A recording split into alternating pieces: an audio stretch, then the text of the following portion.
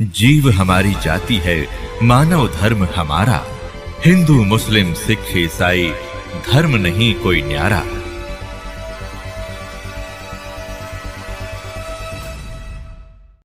कि एक योगी यानी एक तत्वदर्शी भक्त संत वो अगर आपके घर आवेगा तो कोई जकर चलाओगा भगवान की भक्ति का यथार्थ ज्ञान उस श्राद्ध करने वाले नहीं बताओगा।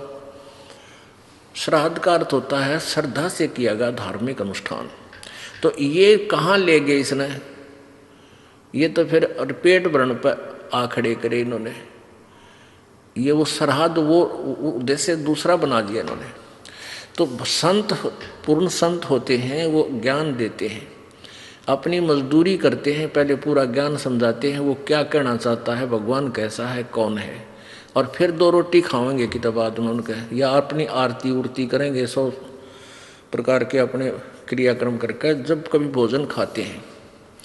तो वो हो सकता है उस प्यारी आत्मा का समझ में आ जाए भाई भक्ति ये करनी चाहिए, ये श्राद्ध नहीं करने चाहिए इस तरह। तो कहते हैं हो सकता है उन ब्राह्मणों का भी कल्याण करवा दे। एक समय एक रानी थी, भक्त संत रविदास जी की शिष्या होगी वो। और जब तक वो संत रविदास जी कबीर परमात्मा के सर में नहीं आया था, यानी रहते थे साथ ही साथ वो, लेकिन परमात्मा ने भी उनको शरण में लिया नहीं था, क्योंकि रामानंद जी से उनको दीक्षा दिलाई थी। एक ब्राह्मण था और वो रविदास जी के पास गया और कहने लगा, रविदास जी चल गंगा में नहा के आते हैं। तो रविदास जी कहने लगे भाई, क्योंकि रामानंद जी को परमात्मा कबीर जी ने ये ज्ञान दे दिया था, तो रामानंद जी ने रविदास जी को वो ज्ञान जचा रखा था। तो रविदास जी कहने लगे भाई हमारी गंगा तो हमारा यहीं पर है, सिमरन है, और हम गंगा में नहीं जाते।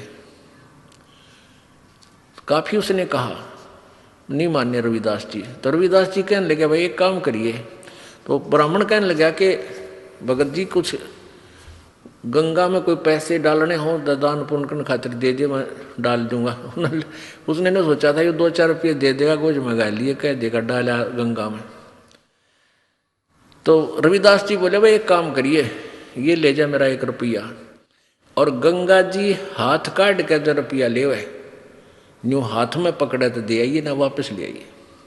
अब उसने सोचा कौन देखेगा, उड़ा मैं अपने जेब में डाल लूंगा और कह दूंगा दे दिया, मैंने वो हाथ में पकड़ा था उसने।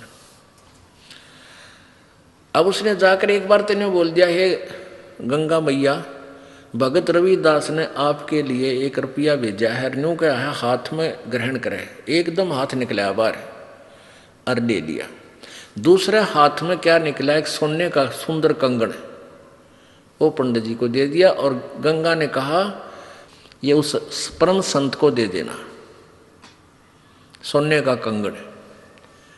अब पंडित जी का गया बेईमाना, अगर भाई के मेरा फटेगा, रविदास जी ने ठगा ला जेब भीतर ली में, और उसने आके राजा को दे दिया। अच्छे पीछे मिलेंगे। राजा ने अपनी रानी को दे दिया। रानी कहने लगी इस आता है एक और चाहिए, ये तो जोड़ा होता है। उसके कुछ पैसे दे दिए, जैसे भी 20, 30, 50 रुपये थे उस कंगन के, पहले महंगे सस्ते होते थे भाव। अब राजा नवबामण फिर बुलाया, पंडित जी बात सुन, एक और लिया, नित्रा बकल तारांगे नहीं लिया था। क्यों, उसा कंगन उसने सारा पटक सर पटक लिया, कितना नहीं पाया। वो जब दुखी हो लिया, अकीब जान बच्चा नहीं, रविदास जी के पास चले, शायद वो फिर 1 रुपया दे दे, मैं गंगा में दे आऊं और फिर वहां से मिलेगा मुझे। तो फिर रविदास जी के पास गया पंडित जी, कहने लगे भगत जी आज तेरे हाथ में मेरे परिवार की जान है। राजा ने जब वो 1-2 बार नकारा कर दिया जी, और तो ना पाता, ने बोला रानी का आदेश है, या तो लिया नहीं तेरे पूरे परिवार ने कोल्लू में पीड़ाएंगे। पहले ऐसे जुबान पर कानून होता था राजाओं का। अब वो घना डर गया, फिर आखिर में रविदास जी के चरणों में पड़ गया, रोए पड़ा। रविदास जी कहने लगे क्या हो गया, क्या हो गया ऋषि जी, क्या बात है, क्यों रो रहे हो? नो बोला जी जान बचा दो, आज आपके हाथ में मेरे परिवार का जीवन है। रविदास जी बोले वह कहानी बता क्या है? नो बोला जी आपने जो वो रुपया दिया था वो मेरी जान का झाड़ हो गया। रविदास जी बोले भाई कारण बता। मेरा रुपये का कह रहा है, पहले तू ये बता वो रुपया मैया ने लिया कि नहीं तेरी ने बोला जी मैया ने लिया, एक हाथ से रुपया पकड़ लिया, दूसरे हाथ से कंगन दे दिया सोने का। मेरे को आ गया लालच, मैंने दे दिया राजा को, उसने मेरे 150 रुपये दे दिए उसके, यानी उसमें 100 रुपये तो आजकल लाख रुपये के बराबर थे। अब उसने रानी को दे दिया, रानी ने जिद कर दी कि एक और चाहिए तो जोड़ा होया करे। अब वो दूसरा मैं सारा सर पटक लिया, मुझे मिल नहीं रहा, राजा का आदेश से जो दूसरा नहीं लेकर आता है मेरे पूरे परिवार को खत्म करेगा। नो बोला 1 रुपया और दे दे, मैं गंगा मैया ने दे कर ले आऊँगा। नो बोला इससे वो जहाँ वो जूते बना रहा था ना रविदास जी, वहाँ एक कुंडा होता था पानी का, एक कुंडा सा पानी का होता था, जैसे डोंगा टाइप मिट्टी का ज़मीन में गाड़ दिया करते, उसमें से डोरी गिल्ली रखते थे वह, और जूते गांठ बनाते थे ना उसमें गिल्ली गोरी बोरी, और उसमें वो चाम भी भे कर रखते थे, चमड़े को भिगो कर रखते थे। पहले जो ये चमार जो जूते बनाते थे ये जीव हिंसा का किया हुआ चाम नहीं लेते थे, कोई स्वाभाविक कोई पशु मर जाता था उसी का चाम उतार के, यानी वो पाप के भागी नहीं होते थे, तो उसमें चाम भी भिगोया करता था चमड़ा कुंड में। तो रविदास जी बोले इस कुंड में हाथ दे कर काट ले जितने कंगन चाहिए। अब पंडित जी पहले तो दूर बैठा था, एक लत कपड़े से बोझ के, और मरता क्या नहीं करता, वो हाथ दे दिए उसमें, वो चाम के पानी में हाथ मारा तो उसके अंदर से 3-4 कंगन आए, एक जैसे, वो बिल्कुल डिटो कॉपी। अब रविदास जी बोला बाकी यहीं डाल दिया ना, और सामत आ जाएगी तेरी, एक ले जा अपना। अब उसने तो कलदा पाटन हो रहा था, वो तो लेकर चला गया। अब वो रानी ने पूछा भाई तू लाया कितने पहले दनाटे था, सच्ची बता, उन्होंने सारी कहानी बता दी। तो वो रानी इतनी प्रभावित हुई ऋषि जी तय उससे, रविदास जी से, उन्होंने रानी ने उसको गुरु बना लिया रविदास जी को। और एक दिन फिर धर्म भंडारा किया, एक भोज देना चाहा उसने, कोई लड़के की पार्टी पूर्टी करके जन्मदिन वगैरह का। उसमें 700 तो ब्राह्मण आ रहे, ब्राह्मण पंडित जी, और उधर से गुरु जी को भी आमंत्रित करना जरूरी था कि गुरु के बिना कोई अनुष्ठान नहीं करना चाहिए। रविदास जी को बुला रखा।